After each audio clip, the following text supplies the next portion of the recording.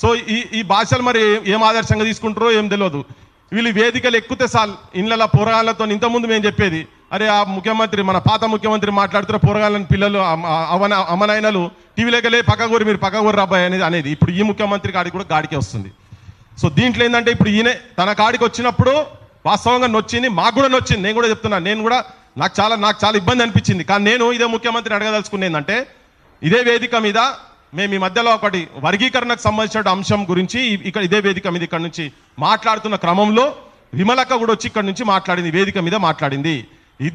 ఇద్దరు రెండు వర్గాలకు మనము జడ్జిమెంట్ చేయించేటట్టుగా ఉండాలి అని చెప్పని ఒక మాట మాట్లాడుతూ ఆ మీటింగ్ అటెండ్ అయినందుకు విమలక్క మీద ఒక పెద్ద మనిషి అంటే వర్గీకరణ అంశాన్ని సపోర్ట్ చేస్తున్నటువంటి ఒక పెద్ద మనిషి, మా పేర్లు కావచ్చు, ప్రొఫెసర్ జయధీర్ తిరుమలరావు గారి పేర్లు, ప్రొఫెసర్ పిఎల్ విశ్వేశ్వరరావు గారి పేరు, జస్టిస్ చంద్రకుమార్ గారి పేరు, ఇటువంటి వాళ్ళ పేర్లు అన్ని తీసుకొని ప్రొఫెసర్ మురళీ మనోహర్ గారి పేరు తీసుకొని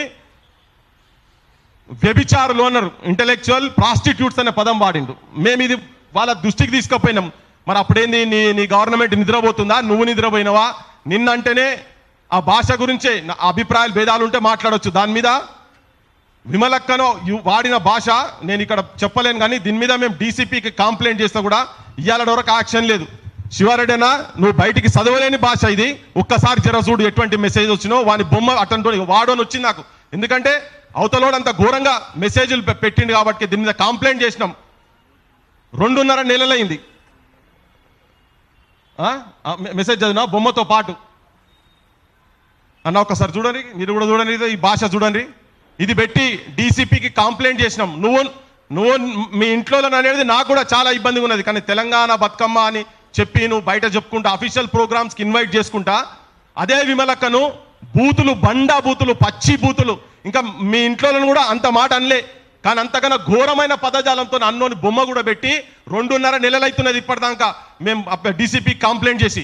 ఇవాళ వరకు యాక్షన్ లేదు. మరి ఇదేమని చెప్పుకోవాలి? ఏం భాష అన్న ఇది? ఉన్నాడు, దాని డీటెయిల్స్ అన్ని కూడా ఉన్నాయి, మేము కంప్లైంట్ కూడా చేసినాము.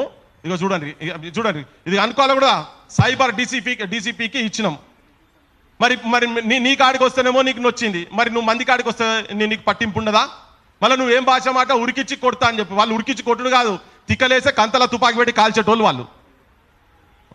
ఈయన బట్టలు కూడా తీసి కాదు, వాళ్ళు అన్ని ఉండగా నీ సైన్యమే ఉండగా వచ్చి కాల్చిపోయేటోళ్ళు వాళ్ళు. వాళ్ళని పట్టుకొని ఒక బండ బూతులు, ఆ బూతులు నేను చెప్పరాను, బయటికి చెప్పరాను.